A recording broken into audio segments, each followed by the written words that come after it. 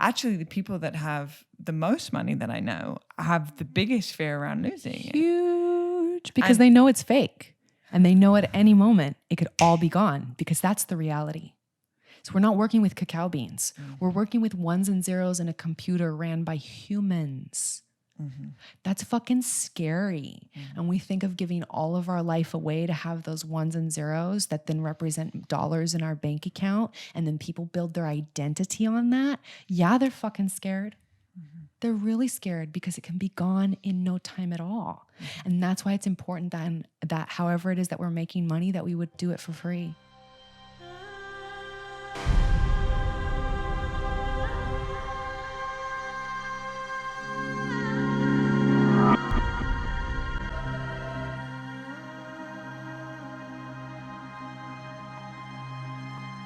Hello, you beautiful rewind. Hello, you beautiful bluebirds, and welcome back to another episode of Deja Blu. It's always my favorite to be doing podcasts in person. And I made a commitment at the beginning of Deja Blu podcast that I would have very specific reoccurring guests for a very obvious reason. And if you are not familiar with this fine specimen that is sitting to my left, wow, for a second, I got slightly dyslexic of what my left and my right was. Then you haven't listened to Deja Blu and you haven't really gone into the depth of it. She is our number one standing most listened podcast in her story, with the witch hunt and cultural appropriation, which is ranking the charts with like a lot of listeners or listens. And this woman is not afraid to bring it, not afraid to speak from the core of her being and place the roots in the center of the earth and to speak on behalf of the planet, of the people, and of the direction that we're moving in. It is always an absolute honor to welcome onto the podcast Reverend Briana Lynn. She's here to my left. Briana Lynn Cavion, or would you rather just Briana Lynn? Just Briana Lynn. Yeah. Okay. Nice. Letting go of my father's name. It's part of the process. What's that? Letting go of my father's name is part of the process. Interesting. Yeah. I didn't know that. Yeah. All right. Reverend Briana Lynn. Yeah. She's here in the house. Here we are. We've got some beautiful red roses. We did not let each other know, but there was a telepathic message clearly that was sent out to the ethers that we were both wearing black today. Today's a black day. Today is a black and roses. Yeah. I like that. That's the vibe. Yeah. And this woman, if you are not familiar with her, to give you a little bit brief introduction, has been one of my greatest inspirations, my teachers, my mentors, my guides. And we have just completed 1 whole year of SCFT, Sacred Circle Facilitator Training through the Earth Temple School of Prayer and Shamanic Arts, which you are one of the co-founders of. Yes. And we can talk a little bit more about what that was. But we just done a whole year program together. I saw you, was it yesterday? Online, yes. She came on as a guest in the fluorescence container for the women, and she dropped it like a tot. And now she's here today. So we're like kind of reminiscing and kind of marinating in the excitement that we get to spend this much time together. I think we're spending more time now together than even when we lived together. We were fucking busy. Yeah. And you were at the end of the garden, you know, Yeah. it's kind of a far away. Long, far walk. She's now living at the Mother Tree, and I FaceTimed her the other day, and this was just a really precious moment for me because it really summed up who you are in a nutshell. She was like hanging on this beautiful woven seat from a tree in the forest. She had not one, but 2 pythons around her neck. And you had just put fresh pink in your hair and your eyebrows. Yes. So you were matching. And you had a beautiful man massaging your feet. Yes. And you were laughing and spinning and the sun was shining. And it was just a sight, a vision and a reference point of what's possible on this planet and how to really truly rock the shit out of this thing called life. Yes, that reality is possible.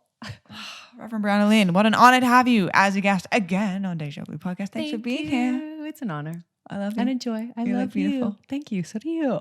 Thanks. Yeah. We're both wearing braids as well. We didn't. It's a thing. It's a thing. Yeah. So, I mean, there's so many. I mean, with you, you actually said to me yesterday on Fluorescence, you're like, you know, I can go blue. Am I at my time limit yet? If you haven't seen the movie Soul, then watch it. It's brilliant. And if you have, which you probably have, there's a scene where this little guy goes into this huge filing cabinet of all of the files of all of the people on the planet. And this filing cabinet is huge, like bigger than any warehouse on the planet, bigger than all warehouses combined on the planet. It's essentially the Akashic records. Now, Briana's brain reminds me this never-ending expansive library. And so with the podcast, what we like to do is give it a sense of direction. And so we spent the last weekend together in the desert, and we decided to give it a sense of direction today. Mm-hmm. And today we're going to be talking about money, money, money, money. Money. And how it's neutral. Neutral. So with that being said, I'm just going to flick the ember over into your side of the table. Thanks. And see what sparks. See what sparks. See what sparks. Thanks, Blue. That was a juicy introduction. That was really fun. It's fun to receive that. And I'm excited about this topic, especially at this time within our circles and within different circles that we're a part of, that there's almost like an obsession with abundance. And so I want to dive into that. I want to dive into a little bit of the history of money and where currency came from and kind of what is original, like Adam Smith capitalism, and then circle back into like what kind of relationship can we actually have with money? Mm-hmm. Because this is not a neutral conversation. Although money itself is neutral, as soon as we start talking about money, whether it's with one-on-one clients, in groups, and especially in kind of the new cage spirituality movement, the conversation around money is super hot. We're also looking at things like cryptocurrencies and the actual value of the American dollar and what are we teaming money to actually make it valuable on the planet. And we're at a time where things are radically shifting very, very quickly. And so this idea that we've had, at least in our lifetime for the past, I would say 4 or 5 decades, that money is stable, is starting to come into question again. So I think this is a really good time to have this conversation. Always a good time to have this conversation. As long as money is alive on this planet, it is a good time to have this conversation. Yeah. And before you go into it, if you can just break down what you mean by money is neutral or not neutral, this conversation is not neutral. If you could like unpack what neutral means, so then we can have context going forward. Great. So money in and of itself isn't good or bad. Money in and of itself doesn't have a charge. Money is a representation of value. The conversation around money is very charged. People feel very passionate about it one way or the other. And the kind of the two sides of the extreme that I've experienced are people who are all about abundance or accumulation of wealth, kind of in a similar frequency, or those who feel that money is the root of all evil, kind of this royalty of poverty vibration. And so these are the two sides of the spectrum that I'm talking about. The conversation of money is not neutral, but money in and of itself doesn't have any value. Right. Okay. That makes perfect sense. Now, please comment in the direction that you see this going. So my background is in socioeconomics. I have a bachelor's of arts in socioeconomics, which means studying culture and the way that it interacts with money. And I specifically studied indigenous groups in Bolivia and southern Mexico, women specifically, and how culture shifted once money was introduced into their societies. Both of the groups that I studied with didn't have money within their systems until after the 1950s. And so these were very specific groups that we got to see over time what shifted in their language, their behaviors, their eating patterns, the way they raised their children, how they got their water, once money was introduced into their cultures. And so there were specifically 3 different communities that I was able to work with, 2 in southern Bolivia and 1 in southern Oaxaca, and really got to do a case study of what happens in a closed situation when money from the outside is introduced. And we saw kind of these 2 camps. One is if the money was given to the women, the community didn't fall into a spiral, essentially. When the money was given to men, the majority of the community then became basically a stomping ground for Coca-Cola. And so we got to see kind of these 2 different camps of when, I wouldn't even say capitalism, but it was a bit of like a socioeconomic experiment of introducing a representation of value. Before that time, what was traded was value for value. 2 chickens for a goat, a trailer for a car, 6 watermelon for 8 pounds of bananas, whatever is value for value that was negotiated, bartered for. Once money is introduced, money is a representation of those 8 pounds of bananas. I'm going to represent that with $20. Money is just a representation of something of value. And so what I got to experience early on was value is completely subjective. Like there's no standard around the world that actually is an objective way of saying $10 is worth this thing of roses. These roses in some places in the world would be hundreds of dollars. In other places in the world would be pennies. So what is actual value? And the conversation of money, if we can get deeper into the value and then using that word, even like, let's value what we value. Like, what are our actual values? What are our core values of, for me, honesty, integrity, community, orgasm, relaxation, connection? These are core values in my world.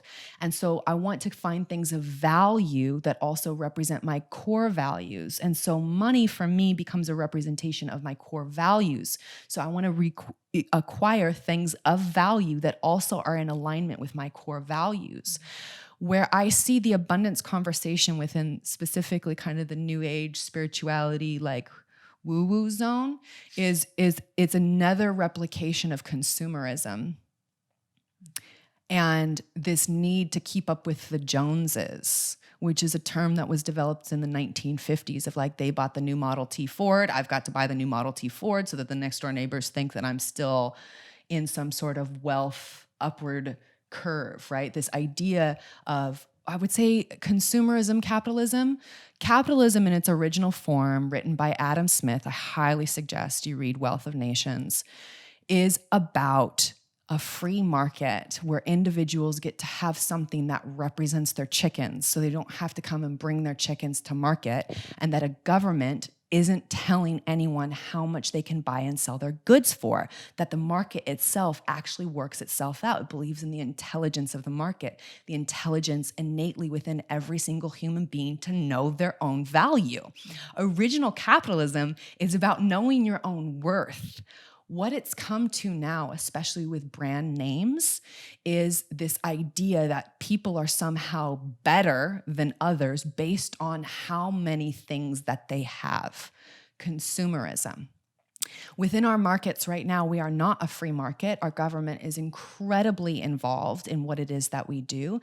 And not to mention, the majority of markets are what are called monopolies. There are smaller businesses that are then ruled by a larger business. Like, for example, within the medical industry, we have Pfizer that rules 18 different sub-corporations. So while on paper, those are 18 individual corporations, Pfizer itself is not taxed the same way that those individual smaller corporations are, even though Pfizer and the board members on Pfizer are the one receiving the majority of the income that is made within those smaller businesses. We see the same thing in the fashion industry. Calvin Klein, Anne Klein, Guess, all of these are owned by very few people. These are monopolies.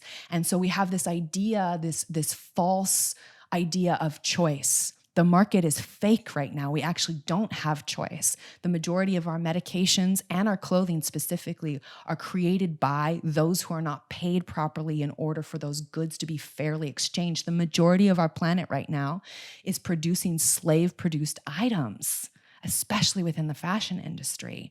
The majority, there's not one name brand, not one, that is producing ethical clothing. When I say name brand, I mean those who are sponsoring catwalk experiences. There's not one name brand, not one, what are they called, designer brands that is producing ethical clothing, which means that they're paying their workers well, where they're getting their, whether it's cotton or animal product, wherever they're getting it from has an ethical line of treatment. And they're not transparent about this process. Original capitalism, Adam Smith capitalism, is about complete transparency to the consumer and the producer.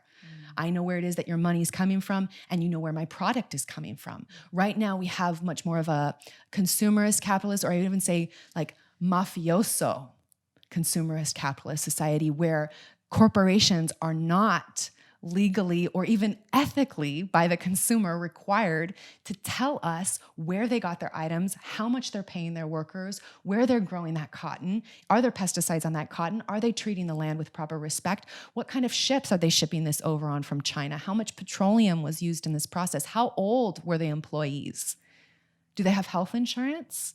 Like the clothing that you're wearing right now is very likely, unless it's from secondhand or from an ethical corporation, in my opinion, it's blood.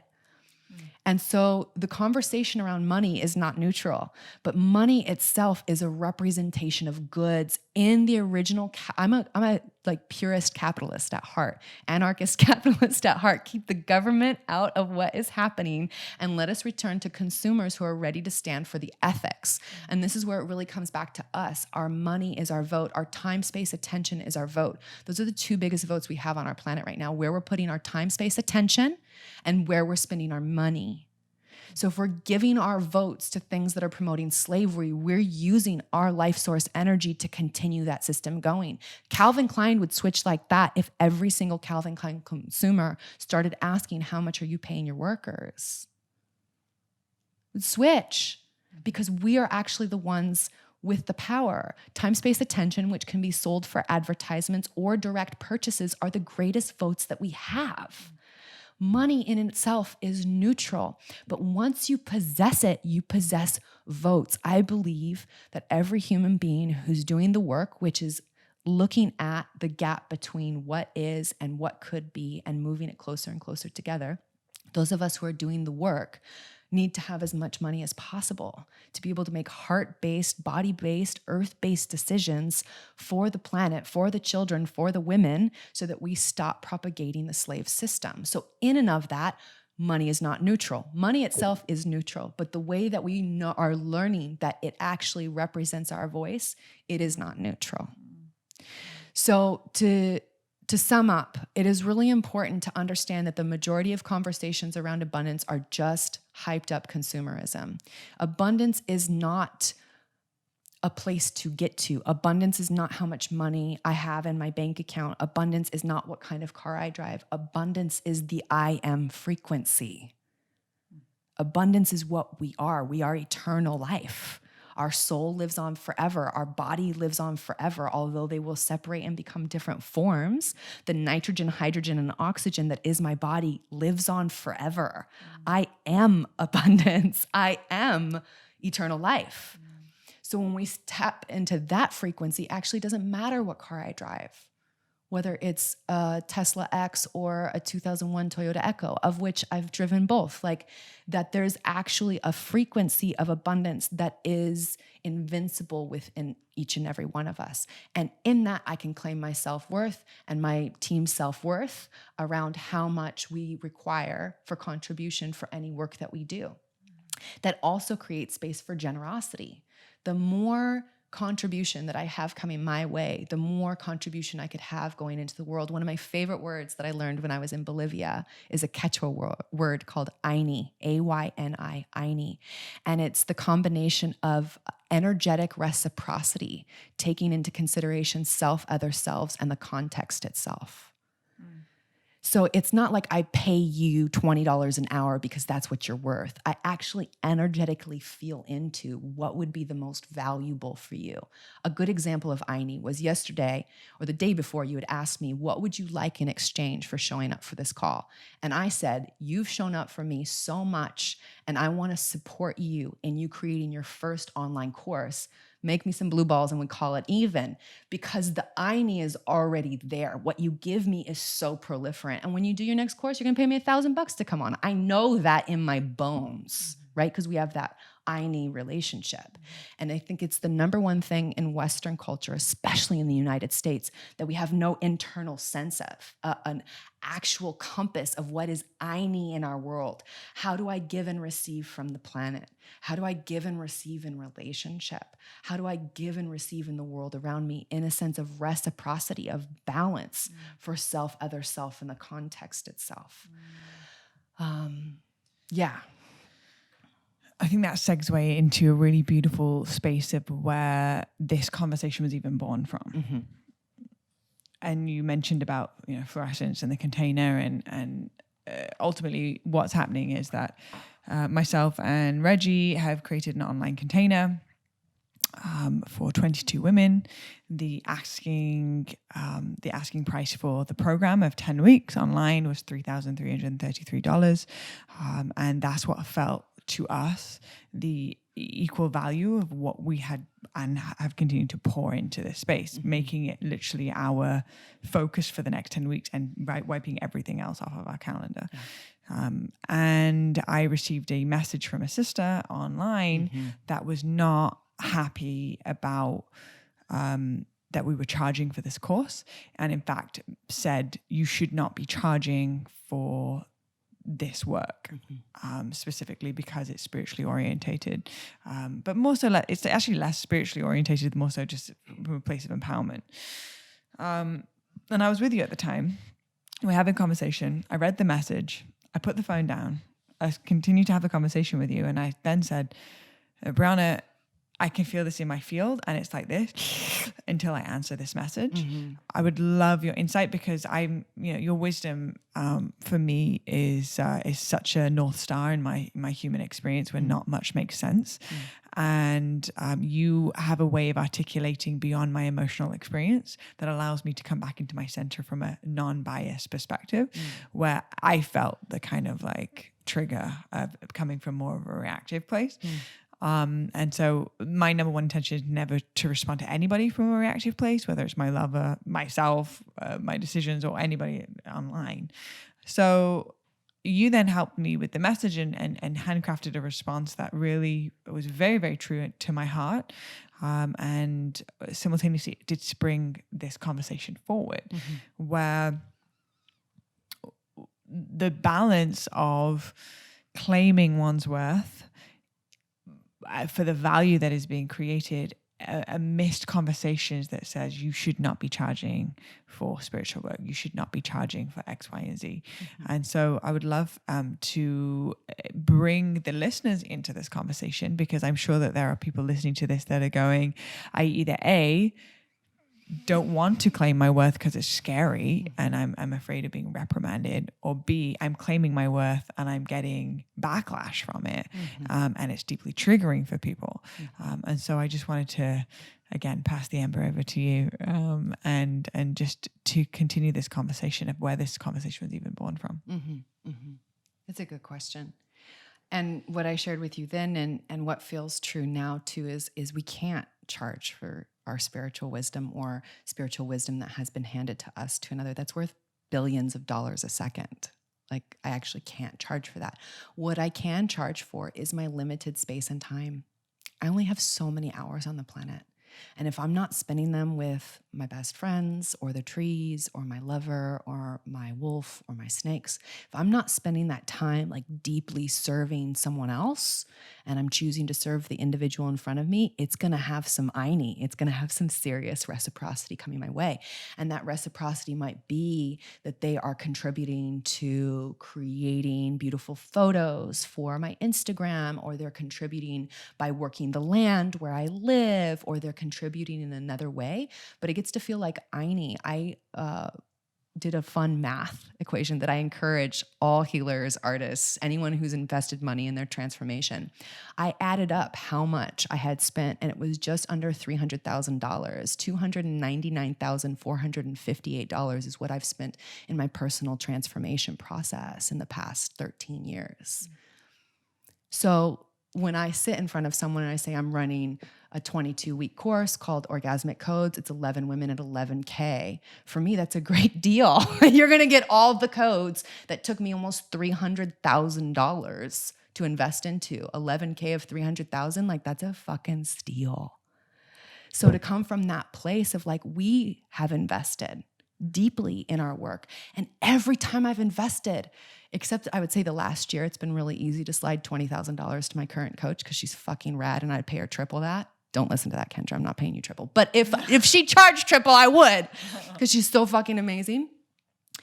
That place of every time I've had to say yes and go into my bank account and say, what am I not spending this money on? and saying yes to this and saying no to the other things and feeling that value exchange, it activates me. It brings heat, it brings concern, it brings up all the scarcity programming that was handed to me by my mother and father. It's a great opportunity for anyone who's feeling triggered to pay for someone else's container, to look at the places where we're limiting ourselves. There is an unlimited amount of money on the planet because it's fucking made up. We made it up. It's ones and zeros. There's actually no value that matches money on the planet right now. Not gold, not silver, not Bitcoin. Bitcoin is fucking made up. There is no value system that backs up Bitcoin except that there's a number of coin. There's no value that backs up the American dollar, not even a limited amount of it. They just keep making more of it. So there's literally an unlimited amount of money on the planet. So if someone says, I don't got money, it's just, no, you don't have access to it right now. You've got it. We've all got all of it. We're here on the planet. It's here. So you're either going to hand me gold bullion or you're going to Venmo me. But either way, we're going to find a point to access it. So in that space, in that conversation of like, I can't afford or you shouldn't be charging this, my invitation is threefold. One, like, let's look at structures of oppression. I think it's really important to look at, women have less access to money than men do. Women of color have even less access to money than women, white women, and men do. Specifically, Native women, like Indigenous women where we are, have very limited access to resources. So looking at those pieces, women who've been in domestic abuse partnerships, men who've been in domestic abuse partnerships, those create a lack of access to resource. So we need to look at the structural systems of oppression absolutely when we're talking about the I am abundance frequency, because it's not just a personal journey. It's a collective journey of how we've created tiers of who gets to have and who gets to have not. So we get to have that conversation. So when someone says that they want to work with me or they want to be part of one of my programs or trainings and they don't have the money, I get really curious around what that means. How long has that been true? How long have you not had money? Was that a family thing? Is that a generational thing? Is that recent? Are you coming out of divorce? Are you coming out of a sickness? Like, what is actually true for you? And how can I hold you high to get out of the systems of scarcity? Because if I just hand the program to them, that will not challenge them to walk out of scarcity. That will not challenge them to shift their paradigm. There's a sweet spot between inviting people to shift their paradigm and then being cruel about someone who doesn't have money. And I've seen both within the coaching and healing world. So my invitation is always to get really curious around people's story of money and relationship with money and how they see themselves in relationship to money. It's really a special place to understand that money is neutral and yet it rules all of our lives. That money is infinite and abundant for us all, and there are many people who do not have access to that river right now, whether it's an internal or external process. And usually it's a combination of both. There's an internal belief that they don't deserve, they are not worthy, or they're not willing or able to work for it. And then there's also an external system of oppression that gives them that information that keeps them in that internal loop. So my commitment in the money conversation is to support people to get out of the internal loop and directly address the external loop that keep people in these systems of oppression. There's many layers to this, huh? Many. Like I said, money is neutral, but the conversation about it is not in the least. So if somebody, for example, this has just come up in my field recently with a friend who so desperately wants to serve and believes that I can't price myself higher than X because I'm then going to create a gap from the people that I want to touch, I want to affect, I want to impact, I want to support. Mm-hmm. And they tend to be essentially cultures or groups of individuals that do not have as much access to money. And so they themselves are actually experiencing where they don't have money. They don't have the choice. They don't have the freedom of choice to be able to do X, Y, and Z because they don't have the resources to be able to do it. Yet they are showing up in service and they're creating exponential amount of value and they are changing lives, and they're changing lives for those individuals that currently and have not been for generations been able to afford $11,000 for 22 weeks or however long. Great, right? We need people activating certain paradigms within individuals. What has worked for me, and when I work with people who are in a little bit of the martyrdom of like, I need to reach the people that can't afford the bigger programs, is let 20% of your work create 80% of your income. If that individual got 1 or 2 higher paying clients and let that cover all of their bills, then they could do whatever kind of work that they wanted at whatever price they wanted to serve those people. Let 20% of your income, or let 80% of your income be covered by 20% of your work. And then everything else you create, you get to free up 80% of your time to do whatever you want. Yeah, serve those people. But we actually can't serve those people if we ourselves are still in scarcity mindset, because everyone we serve gets to touch our programming too. Yeah. It's like being a mother. My child is going to inherit my programming. To be a coach or to be a healer is to give inheritance to someone energetically. What is this person giving to the people that they're working with? That would be my question to them. Are you actually being responsible to the people that you're working with? You have great skills as a coach. You have great skills as a healer. Let's support you getting from those communities people who've walked out of their scarcity and need a coach now, so that you're still staying within the demographic that you want to serve. Get a couple, 1 or 2 high paying $2,000 a month. In the coaching world, that's nothing. You get a couple high-paying people to cover your bills and cover your needs, and then do whatever you want with the art. You can charge as little or as much. You can give it away for free, and it's not going to cause you any internal, because if your clients or students feel that from you and they are still in that, you're just going to be propagating that in their fields and actually not serving them properly. You're actually only creating more scarcity on the planet. That would be my invitation to them. That's really beautiful. It makes me think about my personal experience where the podcast, we're now on like episode 57 or something, something along those lines. Yeah. So we're like, we're deep in it now, years down the road. Yeah.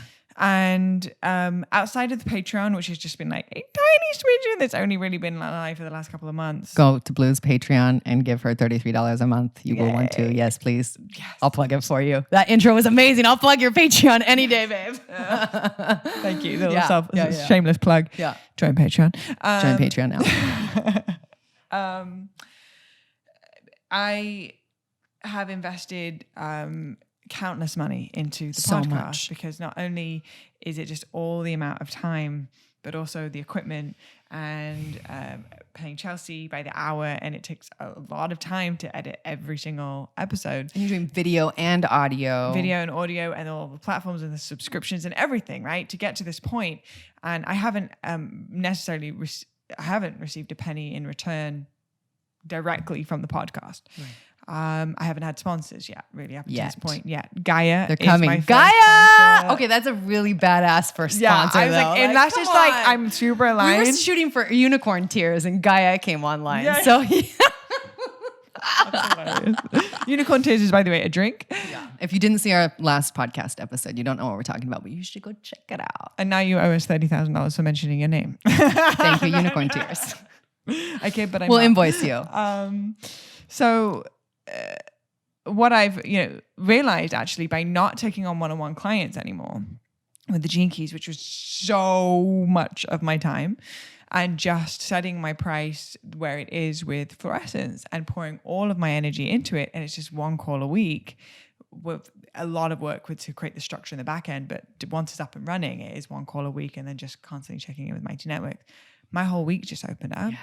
And now the rest of the staff is creating beautiful content, like pieces of art, photography, painting, things that I'm not getting a single penny for, but I'm taken care of within my offering because I valued my worth. And now I can actually live my life and create value for others without asking for anything in return. Yeah. And that feels so good to my system. My life significantly shifted into a higher octave after I said no to the Gene Keys, created this offering, set it at the price that feels like a full fuck yes, and honoring of the value that's being brought while simultaneously being able to live my life. This is the first time in my life, my 30 years on this existence of this planet, that I have been able to actually be of service. Like you said, what was the 3 tiers? Like to self, to the space, and to the, what was it? Self, other selves, and the context. And the context. And this is literally the first time I've even been able to have a lick of this kind of pie. I'm like, oh, this tastes really good. Yeah. And so I think that that's also very powerful for me to genuinely be in that frequency. Now, when you say taking responsibility as a coach or as a guide or as a leader or as a mentor, whatever label you want to place on it, that is the inheritance that you will pass on to the child or to whoever it is that you are working with. That puts it into immense context. And the way that you articulated that, I think, speaks to many people when it comes to the challenge to claim one's worth, when it comes to a spiritually orientated spectrum, but also, I mean, just in general. In general, I mean, whatever it is that you're teaching, whether it's spiritual or sewing, like, this is your time. We don't get that back. This actually isn't about the wisdom that you're transmitting. The wisdom that you're transmitting is priceless. Like fucking MasterCard advertisement, priceless, right? What we can't get back is our time. What we can't get back is that space that we've created. And so we create a number that's going to stretch people to step into that space and to feel that it is of value. We don't want people walking in and being like, oh, cool, I'm just going to like show up maybe. No, we get to pace to the audience that we're speaking to and say, what would be an offering that would allow me to show up in my fullness, right? Allow me to show up in my art and juice and buy the food that I want and pay for the house. All of this is investment in fluorescence. Right? Your ability to show up in that container is directly linked to your relaxation and turn on. And your relaxation and turn on is directly linked to the environment, the context in which you allow yourself to live. You could not run that program from a place of stress. To create from a place of survival is so hard on the nervous system, it's almost impossible. And that's felt. It's all frequency. And that's called public education, right? Like the majority of public education is running on survival dollars. They're not paying their teachers enough. They don't have enough for their students. They don't have enough for their administration. And they're cutting corners and feeding children shit food and not giving a true education. They're just giving them some sort of like esoteric, not even useful, like, I wouldn't even say esoteric, that's not the word, but like outdated concepts that are not applicable to today's world or the emotional intelligence that we actually need from human beings at this time. Public education is a great example of what it means to show up and give what you got. That's not what we're aiming for, to give what you got. We're aiming for blooming. We're aiming for fluorescence. We're aiming for all of us being on our edge. In order for us as those who are here to be of great service, to be on our edge, we get to be greatly valued in a way that challenges us to show up in a way we never have before. You receive what, $66K for this program that you and Reggie got to split? Like that will have you show up in a different way than $3,000 for the next 3 months would have, right? Given that you live in Southern California, given that what rent is, given what you're paying your assistant, given what you do in all these contexts and how expensive, how much it costs to be in this context, that goes like that here. Oh, I'm realizing, I'm like, wow, the more that actually comes in, the more the overheads are, and like it's just like sand through fingers. And it's also what I've also found with money is that it's an amplifier. So for example, not like needing it to survive and when I have money then I can relax. it's a very, very slippery path because it's going to amplify that. So actually the people that have the most money that I know have the biggest fear around losing it. Huge. Because they know it's fake. And they know at any moment it could all be gone because that's the reality. So we're not working with cacao beans. We're working with ones and zeros in a computer ran by humans. That's fucking scary. And we think of giving all of our life away to have those ones and zeros that then represent dollars in our bank account. And then people build their identity on that. Yeah, they're fucking scared. They're really scared because it can be gone in no time at all. And that's why it's important then that however it is that we're making money, that we would do it for free. What I'm doing now, I used to pay to coach. I used to pay to coach people. I would go to weekends where I was learning from my teacher and I would pay to be a teacher's assistant and coach other people in the space. I used to pay to show up at plant medicine ceremonies in order to be of service for an entire week. I used to pay to work with groups of people as an assistant to whoever was there for many years of my life. And now I receive money for doing similar work, obviously at a more advanced level because of where I've gone into in my own education and depth of spirit. But really, at the end of the day, if my bank account were to be gone and we'd have to start all over again, I'd be doing the same thing. I'd still be doing the same thing with my life, even if money didn't exist. That is where this conversation gets to shift. Money is not neutral for those who are giving up their time in order to receive it. Those who are, I don't want to say sacrificing because I love sacrifice now that I've studied the Jinkies, but those who are martyring their time in order to receive a paycheck, those are the ones who feel the pain of money the most. When they spend that money, it hurts because that's their blood, that's their time they'll never get back, and they were behind a desk that they didn't want to be at in the first place.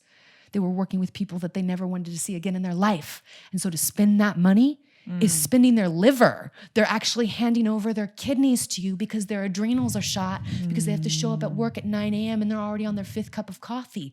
So money frequency is so distinct for each individual. If we're actually living the life that we desire and creating income, creating value that's coming our way from what we would be doing, paid for it or doing for free, when we're in that frequency, it's very different for me to drop 20K for my coach now than when I was working as an assistant to someone in the medical industry and trying to pay for a coach. Because I'm like, well, I said no to a summer vacation in order to make this money, right? There's this whole other exchange system when we've bought into the idea that we have to have a 9 to 5 in order to survive.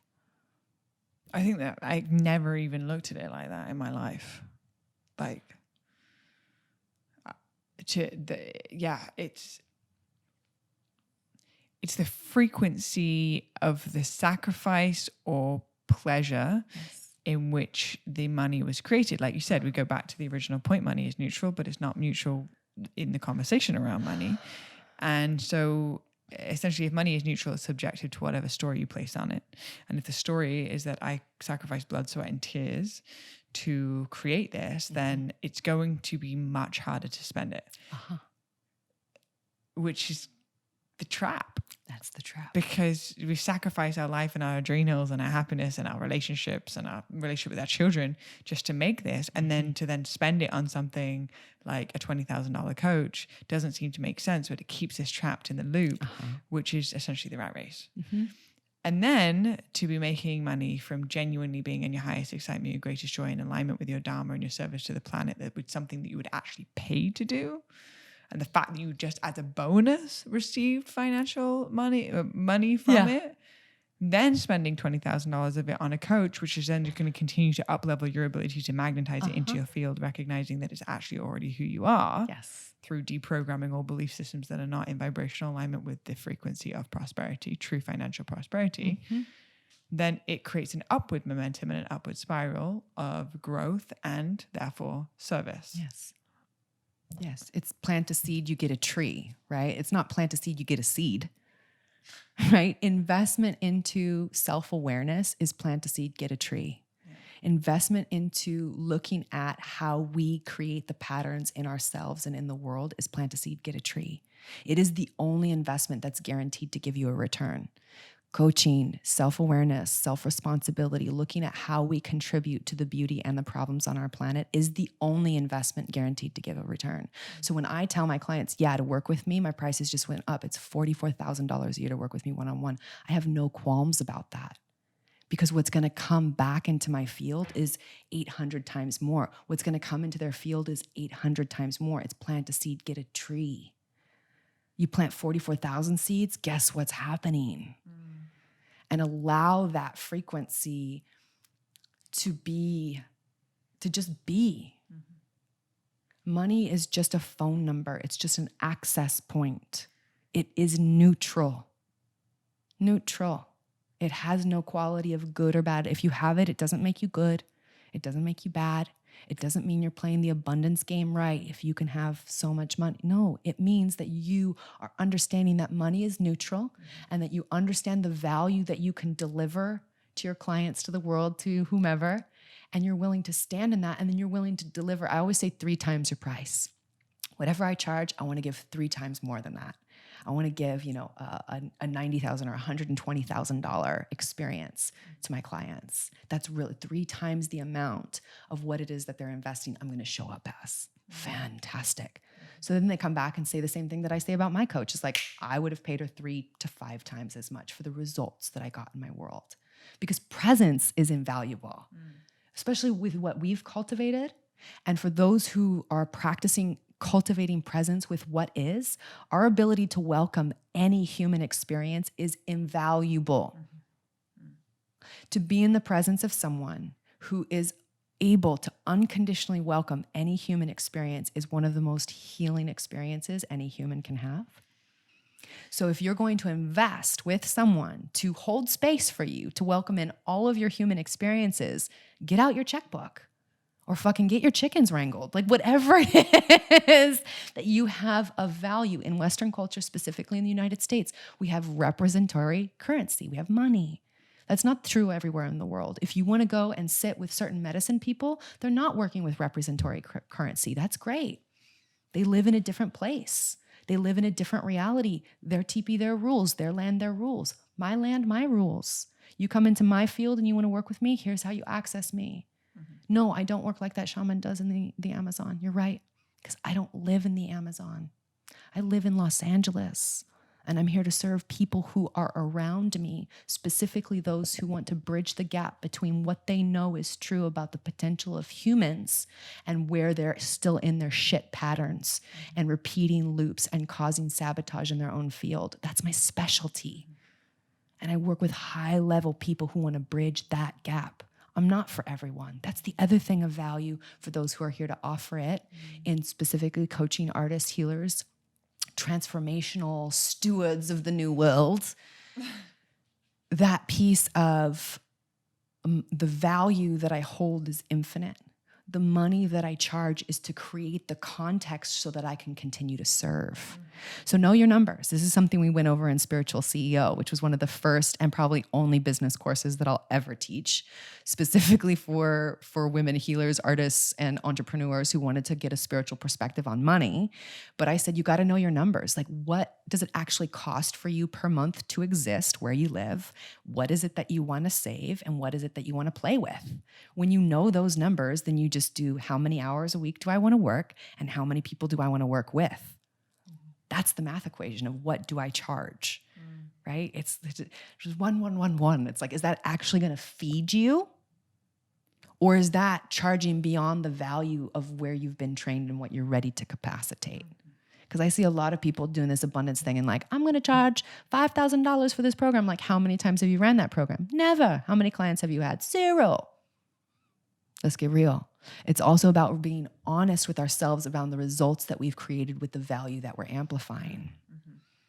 So it's a very individual conversation when I have this conversation. And how much should I charge? It's like, well, let's back it up 25 steps. Who are you? Where have you been trained? What are you offering? What's the value of what you're offering? What are the results that you've seen with the value that you've been offering? If you have 0 results from the value that you've been offering, offering that shit for free for a while would be a good idea. Get some results. Get 10 people with results in your field and then double your prices. Start at $100 an hour. Get 10 people in your field who have excellent results. Then create a package. Great. I'm going to do 10 sessions for $1,000. Great. Do that. And then from there, I'm going to do 10 sessions for 2,500. Great. Get 10 more clients and build the results. And then you'll have people just come to you. Yeah. So it's a combination of knowing our deep value is infinite, but the value that we offer in the third dimensional work that we've done is based on the results of the people around us. Have your people gotten good results? I can stand on my price because everyone who's worked with me has said, wow, yes, please, more thank you. So then I can confidently say, okay, I can amplify this. Mm-hmm. And my field, like you said, I want to create more art. I want to call in the land. I want to call in a child. Okay, these things are going to cost money. So I get to amplify my field to capacitate my dreams, which means raising my prices. Fantastic. And it's a neutral feeling. It's not, I'm abundance and I'm winning and I'm the goddess of I'm not riding my ego. I'm being really honest around what I have as a dream in this reality. Because riding the ego in that way and playing like the goddess of abundance game is just consumerism dressed up in samsari from India. Let's be real. It's not about the things. It's about creating the new world and utilizing our wisdom, our joy, and our money as a tool for amplifying the field of equality and inclusion and turn on, play, fun, pleasure, orgasm, art. Truly. That's what money is for. It feels like a whole new paradigm of relating to money. It's a complete new relationship. Yes. It's changing the relational dynamic of push-pull. Mm-hmm. Will I have it? Will I not have it? If I'm a good girl, I'll get paid. Or if I'm a bad boy, I'll get my money taken away. Like this kingdom of God, like, will I be saved? It's going from that dynamic to like, oh, it's neutral. And we're just playing Monopoly. And that's what it felt like today for me going to the bank. Mm-hmm. Like going to the bank, withdrawing $2,000 for an investment and being in like tuning in. I'm always like constantly checking in with my relationship to money. And my relationship to money is always found in the moment of when I'm at the grocery store, this is the product that I want. This is the knockoff price. Yeah. Do I then look at the number and go for the knockoff price, but override what I actually want? Because, and that's my relationship with money in a micro to the macro. And so I'm always looking at or feeling into the feeling that is in relation to my spending. Yeah. When I send rent in, where am I at with that? Like, oh, fuck. Or am I like, thank you for the roof over my head. Yes. Thank you, blessings. I call it an action to continue to bless my opportunity to be able to have a stable home, a place where my feet can rest. And today when I went to the bank, I heard Chelsea's voice in my head because she said it to me the other day. She was like, Monopoly money. And I just really loved the kind of like that. And I, going to the bank, it was just like Monopoly money. Like it's all just numbers. And that was the freedom for me. Yeah. It's not found in the amount of money I have in my bank account. It's the relation to the actual moment of spending. Yes. And withdrawing the money and counting it out as if I'm playing a game of Monopoly in the same amount of charge. I still get passionate and excited about, I got a little red hotel and I can put it on my square. Yeah, and in an hour, we're going to wipe the board completely clean. I'm going to go to bed and forget that I even did that. Yeah. And if there's like the contraction and the fear and my story placed on it is that this has power over my internal system. That is just something that wants to be looked at because it's actually not the truth. Right. And so you said something the other day during Frostons and I wrote it down. It was like something about stories but are not facts or something. Our feelings are information but not facts. Yeah. This applies right now. 100%. 100%. Because money is going to bring up feelings, and that's okay. That's information for all of us, but it's not facts. The challenge is if that bank account number becomes associated with my identity. I'm good because I have $200,000 saved in the bank account, or I'm safe because I have X number of dollars in the bank account. No, you're fucking not. None of us are safe. I had a dream about that the other day, actually. And I think that was what my dream was telling me.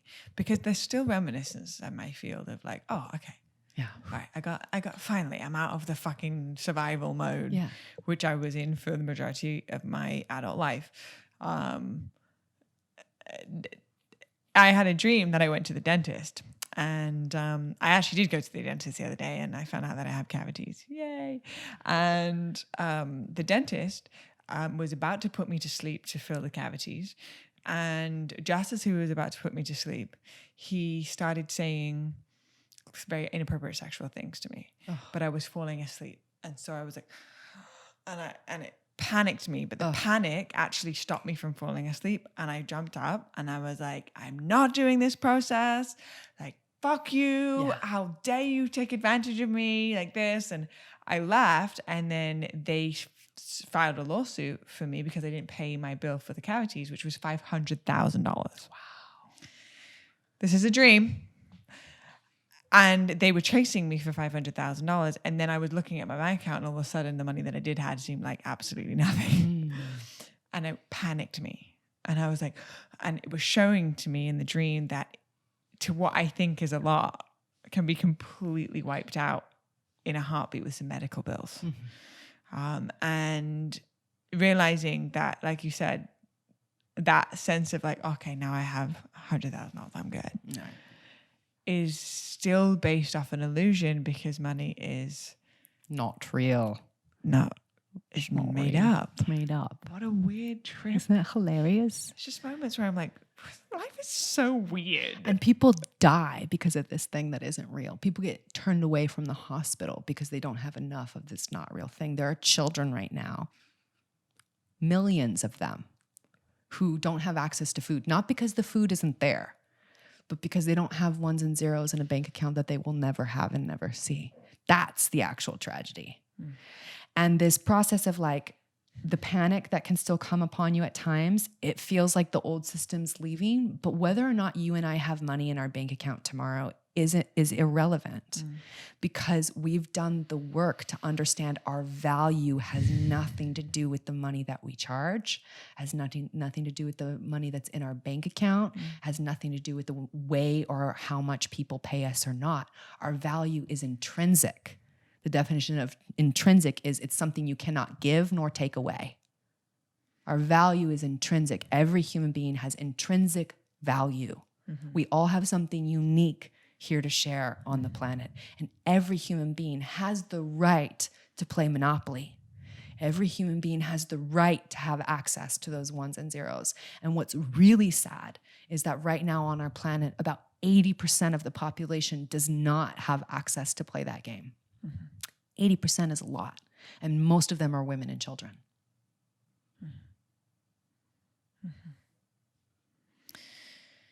I mean, I feel like there's a whole other topic that wants to be born from this, which is just like, what can we do about that? What can we do about that? Because that's a really, shocking statistic. Give or take, some percentages here or there. And I think that, I know this kind of, like I said, it rolls into a whole other topic, but, I was talking to you before when we were talking about on the podcast, how there's just moments where I'm like, what's the fucking point? Like, people are really suffering. Yeah. And there's a lot of poverty on the planet. Yeah. And I'm here, like, doing my grocery shop. It comes out to $300, and then coming back home, and then doing this. And I'm like, what? Like, I can feel their cries, and it can pull me into these places where I'm like, and so I think, how do you see this tying in with claiming your worth, and how that ties into actually being of service to those that do not have access to these resources? Yeah. I don't have a full answer, but I think it's a contemplation for all of us, like the listeners included, the viewers included, of how do we, in a world where we have access to resource and credit is very specific. We're not going to get into that too much right now, but my research is specifically in microcredit and microloans for Indigenous women around the world, went to Bangladesh, all the things. But to look at access is the key. And So it's one thing to donate. I'm an advocate of donating back to your teachers. Anywhere where you have received spiritual, emotional, mental wisdom, donate back. I donate back to my original university. I donate back to where I received my master's degree. I donate back to the Amazon where I trained in plant medicine. I donate back to Hawaii where I did a lot of my deeper trainings. I donate back to my NLP organization. So like to give back money to the places where we have received from is for me an ethical way to share the abundance as it shows up in money form. Another way to give back is to volunteer, to like show up. My time is so valuable and what I have to offer is so valuable that when I do give it away for free, I consider that even just as important as when I'm working, just as important as when there is a currency exchange, like actually volunteering in a place where I see the most help that is needed. And that's usually with the children or elderly. So I've worked at foster care systems, and then I've also volunteered at rest homes for the elderly since I was 14 years old. And so understanding that us giving our time and showing up in places where people who look like us specifically don't often show up is really important. And then number 3 is addressing systems of oppression. We need to deconstruct the economic systems at play that allow certain people to have access and do not allow others to have access. And that is a big conversation that needs to happen within each micro community, within each state government, within each national government. The majority of national governments on the planet right now are run like mafias. There is a small group of individuals who are receiving the majority of money. If you look across all of Africa, but specifically sub-Saharan Africa, that receives more international aid than anywhere else in the world, their poverty has gone up since the international aid began. Because when you give away money to a country, usually what happens is the higher governmental officials are going to keep anywhere between 60 and 90% of it.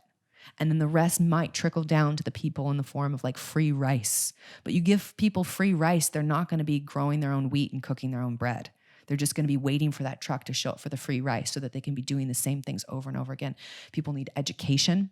People need access to clean water and good food, and access to zones of safety. War is a huge reason why poverty still exists on the planet, and the United States government is responsible for 38 active war sites on the planet right now. We are propagators of poverty, not just because we are a huge wealthy force that extracts natural resources from around the world, but also because we're bringing war to so many communities where they can't think about being an entrepreneur. They can't think about what it is that they want to buy and sell because they're running with their children to get the fuck away from the US military or the United Nations peace forces or whatever it is that we're dressed up as at that time to go and keep the peace, which is actually extract natural resources or take from that country something that we don't want to pay for actually. So those would be the 4 main things. Personally donating abundance, money back to places and organizations that you want to vote for. 2, volunteering, getting out of the idea that I have to trade all my time for money. 3, researching systems of oppression, specifically where you live locally and starting to understand the global socioeconomics and what we're actually playing in. And number 4, understanding that war is the number 1 cause of poverty, and those recovering from war is the number 1 cause of poverty. And colonization, I consider the worldwide war. That was World War I to me. So looking at places that were deeply colonized and the majority of their wealth was taken out, like Bolivia. All of the gold in the Vatican came from Bolivia. Who's wealthy here? The majority of diamonds from South Africa and many different countries in South Africa end up at Zales, right? All of the Dutch bank has taken so much from sub-Saharan Africa. Any country that speaks French has built the entire French economy system. So like looking at these places, the places in the world that are poor are not poor by accident and are not poor because they're more tribal and are not poor because they can't keep up with us. They're poor because we took what they had that was valuable. Mm-hmm. And so to really understand that systems of oppression were put into place intentionally so that wealthier or colonizer countries could go in and not pay for natural resources and just take them. They stole. The majority of wealth on the planet right now that has to do with silver, gold, or minerals of any. Lithium is another one with our cell phones and lithium batteries in the Democratic Republic of Congo. Just look it up.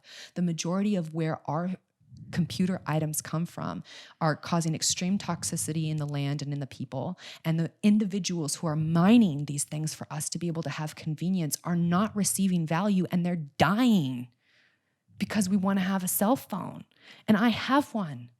And I live in that paradox daily of knowing what I know and needing to access the people that I am here to access, but also knowing children died so I could have a computer. That's not okay in my body. So I have to shake it out a lot. Do a lot of shaking it out and speaking about these topics and asking the collective, like asking, what do we want to do? Not what is Briana going to do? What is Blu going to do? We're not here to be influencers or leaders in that way. We're here to say, what can the collective do? Because it's only when the we steps forward can we actually make a difference as consumers, as those who are buying these products. What do we actually want as our value, as our core values? What are our actual core values as consumers of products? I think is a really good place to start dismantling the systems of oppression that keep certain people in slavery, certain areas of the world just as natural resource extraction zones, and certain people with complete no access to the ability to be involved in this socioeconomic conversation. Well, there you have it, folks. Just some easy 1, 2, 3, 4 steps. Just some easy morning listening over your coffee. Just little post asana meditation on money. No big deal. Write that on my whiteboard and my to-do list. 1, 2, 3, 4, check. Here we go. Well, I think that's a really beautiful place to close out on in regards of action steps, and just even like, we talked about this just before we came on the podcast. Like, we don't always need to have the answers in the moment, but just bringing it into the forefront of our awareness, into our consciousness, is an opportunity to even just be in the conversation and see where that wants to be guided. And so, but being educated while acknowledging what is through factual base, and having the foresight or the farsightedness to be able to see the direction we can move in is very, very valuable insight. So thank you, Reverend Briana Lynn, for your wisdom and for your tenderness and your passion and for your time and your presence. The greatest gift we can ever give anybody, to show up for Deja Blu podcast and to share decades of wisdom for free in offering to the world, to spread empowerment and wisdom, and to place the power back in the hands of the people. So just so grateful for everything that you bring. And for anybody that is tuning in, I heard you mention some sort of a pleasure course, anything that you've got brewing. How do my followers or the followers or whoever it is that's tuning into the podcast be able to continue to stay connected with you? Amazing. So at Rev Briana Lynn is where you can find me on Instagram and Facebook, and direct message me about all of the offerings. But the Orgasmic Oracle Codes is the next thing that's brewing. Super delicious. Fun. We've got a women's combo training that's happening in August. That's super fun. And always online and one-on-one offers as well through the Earth Temple that are really expanding. One thing that I do want to leave people with is kind of like the 5th sacred thing, if you will.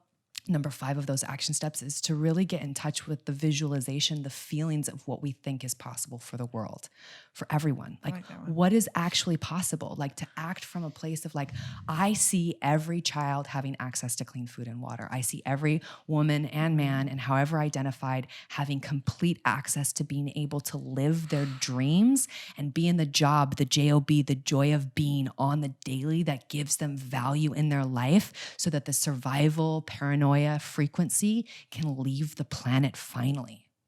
Human beings are not meant to embody as much adrenaline as we are, and to really start to integrate into all of our prayers, however you pray, or for those agnostics, however you visualize, to be a responsible prayer visualizer of what could actually be possible. Seeing the cities completely outfitted in fruit trees, green growing up sides of buildings, sub-Saharan Africa becoming an ocean again. Being able to visualize what is possible is a huge act of evolution, because starting to know what is actually happening in systems of oppression around the world is oppressive to our own nervous system. And so to really counter that also with hope and visualization and prayer around what is possible, because we created money. Let's be real. Humans created money. Humans created systems of oppression, not the aliens, not the devil. It was us. There is nothing out to get us. There is no demon controlling anyone. There is no reptile.